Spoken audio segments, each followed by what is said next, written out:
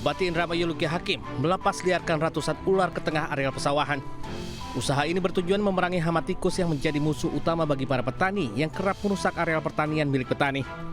Bahkan tak segan-segan, Luki Hakim sendiri langsung memegang ular dan melepaskannya ke areal pesawahan. Luki Hakim memastikan jika ular-ular tersebut bukan ular yang berbisa dan tidak membahayakan manusia. Ular yang dilepas yakni jenis ular lanang, sapi atau koros yang merupakan pemangsa tikus. Hal ini diharapkan agar bisa menekan populasi hama tikus yang kerap merusak pertanian serta untuk menjaga keseimbangan ekosistem alam. Dan ular-ular itu yang diambil ini itulah akhirnya tikusnya jadi merajalela. Kita para petani pernah nyoba beratas pakai racun pernah? Ya, pernah. Pakai racun pernah, pakai perangkap pernah, bahkan pakai listrik. Dan pada kesetrum, Pak.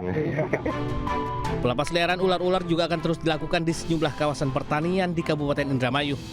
Selain ular, pemerintah Indramayu juga akan melepas liarkan burung hantu dan biawak di sejumlah kawasan pertanian. Dari Indramayu, Jawa Barat, Toy Iskandar, iNews melaporkan. Pemirsa, buaya masuk toko, pemilik maupun pengunjung panik berhamburan keluar. Sementara itu ratusan ular dilepas liarkan guna menanggulangi tikus yang menjadi hama di persawahan.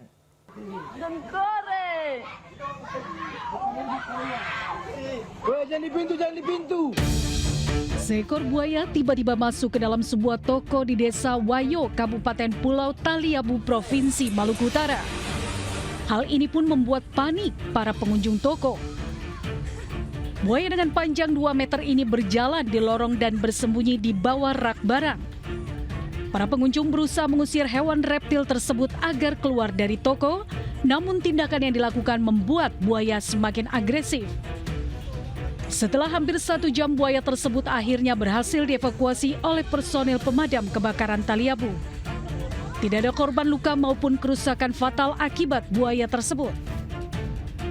Fenomena buaya masuk pemukiman warga di Kabupaten Taliabu kerap terjadi belakangan ini.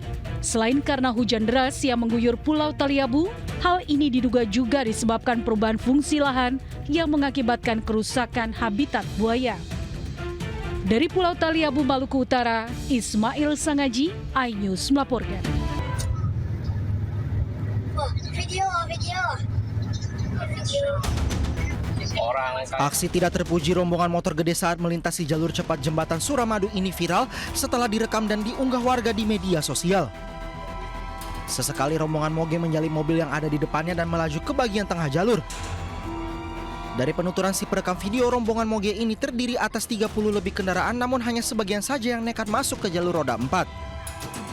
Menanggapi viralnya video ini, pihak kepolisian menyatakan bahwa rambu yang terpasang di jembatan Suramadu sudah sangat jelas sehingga pengendara seharusnya menggunakan jalur sesuai dengan peruntukannya. Bahwasanya memang untuk peruntukannya sudah dibagi dari BPJN, yaitu ada jalur sepeda motor dan ada jalur mobil. Silahkan, rambunya juga sudah ada. Mungkin kemarin ada sedikit ketidakjelasan dalam arti agak kabur. Nanti kita akan berkoordinasi dengan pihak terkait untuk diperbarui. Saat ini petugas polisi masih menelusuri identitas rombongan moge itu. Dari Bangkalan, Jawa Timur, Taufik Syarawi, iNews melaporkan. Biang kerok kehebohan pencurian sepeda motor mahasiswa KKN di Lumajang akhirnya terungkap. Pelaku ternyata petugas keamanan desa yang mengaku sakit hati lantaran mahasiswa tidak membalas saat disapa.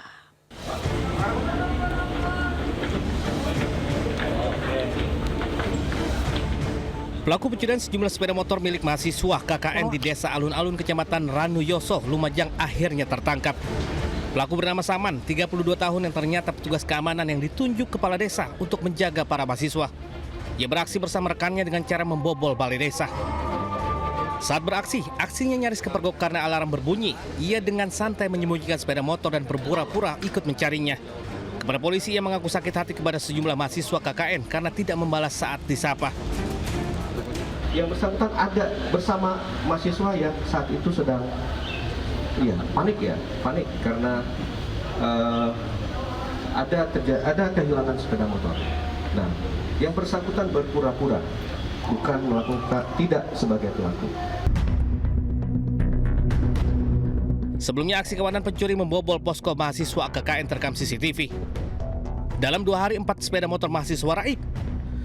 Pada akhirnya meski program KKN baru berjalan 2 pekan, lebih dari 1.000 mahasiswa KKN kolaboratif dari 8 perguruan tinggi ditarik oleh pihak kampus atas pertimbangan keamanan.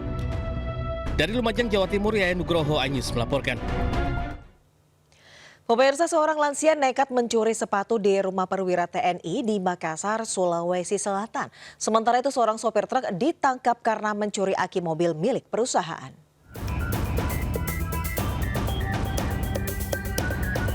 Seorang lansia terekam CCTV saat mencuri di rumah seorang perwira TNI di Makassar, Sulawesi Selatan. Pelaku membajak pagar lalu mengambil sejumlah sepatu di teras rumah sebelum akhirnya kabur. Setelah memeriksa rekaman CCTV, polisi akhirnya menangkap Sainal Jayadi, 57 tahun yang tengah melintas di Jalan Mapanyuki. Polisi kemudian menggeledah kediamannya di Jalan Veteran. Kepada polisi, pelaku pun mengaku telah berulang kali menggasak rumah warga di Kecamatan Mamajang. Targetnya, sepatu hingga barang berharga di teras rumah korban yang dalam keadaan sunyi. Ironisnya, hasil curian diantaranya sepatu bernilai jutaan rupiah dijual ke penadah dengan harga puluhan ribu rupiah. Hasilnya dipergunakan untuk kebutuhan sehari-hari. Akibat perbuatannya, pelaku kini mendekam di tahanan Mako Polsek Makassar. Dari Makassar, Sulawesi Selatan, Sahrul Adiaksa, iNews melaporkan.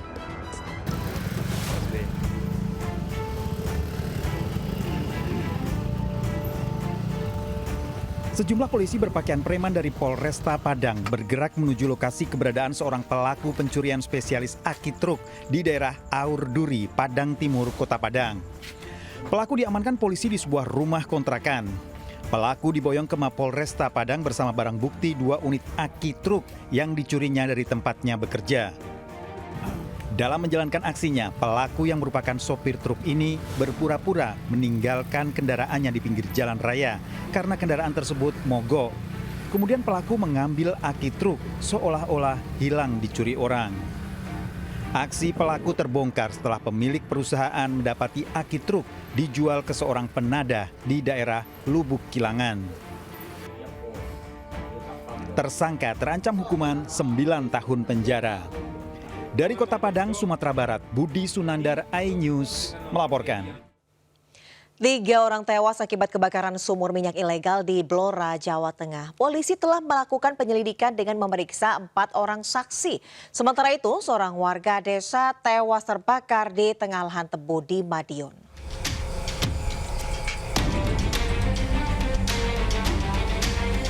Api dari sumur minyak ilegal milik warga di Blora, Jawa Tengah masih menyala hingga Senin malam.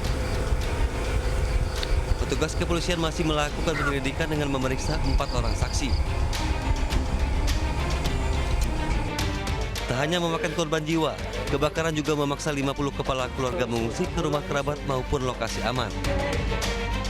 Ya pasti nanti ke depan terkait dengan kejadian ini, ke depan pasti akan saya tidak lanjuti. Nanti kita akan rapat koordinasi dengan Forkopimda dan seluruh stakeholder terkait penanganan tata kelola sumur rakyat yang ada di Kabupaten Blora. Sementara itu, pihak pemerintahan Kabupaten Blora telah mendatangi rumah duka untuk memberikan santunan sekaligus mengunjungi tempat pengungsian. Sebelumnya, kebakaran hebat terjadi di sumur minyak rakyat di Dukuh Gendono, Desa Gandu, Kabupaten Blora, Jawa Tengah.